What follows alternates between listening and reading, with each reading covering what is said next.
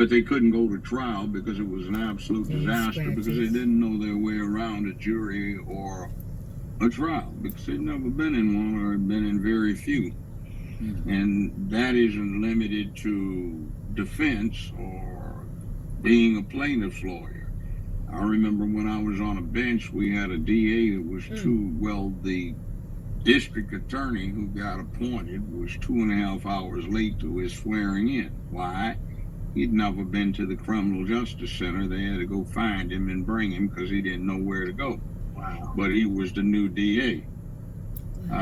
We've had judges that I'm familiar with who were sworn into the bar 30 years old, which was the minimum in the state of Tennessee, and 4 days after they got sworn into the bar, got sworn in as a superior court judge with unlimited trial jurisdiction. So biggest rookie in the courtroom is the judge in charge. Now you can imagine how big a mess that would cause. So it's all endemic across this thing, new and improved, and forget experience. That's an inconvenient thing that doesn't fit the narrative of we all are entitled to get a participation ribbon rather than actually having to compete. It's also got to do with, I've wanted to be this since I've been 13. Yeah, but what did you do to prep yourself? Well, I always took courses so they would lead directly there. I didn't want to do something to my GPA and risk being able to get there. Yeah, well, you got there. Now you don't know crap. So what's your point? You're useless. Now, one of the things that I would point out, when somebody's considering what you do, go back and evaluate what the liability policy was that, say, a city had.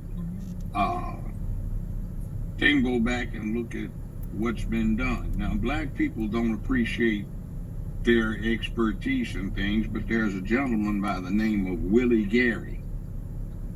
Willie Gary practices in Florida. Willie Gary is 75 years old this year. Well, he holds the absolute record for the largest jury verdict that withstood appeal in American history. And out of the top 10, he's got 4. Out of the top 10 largest settlements in American history, he's got 5 or 6 of them. So he is one hell of a trial. Do you experience blurry vision but hate wearing glasses? Try adding this to a glass of water before bed. Every human has around 5 or 6 of them. So he is one hell of a trial lawyer.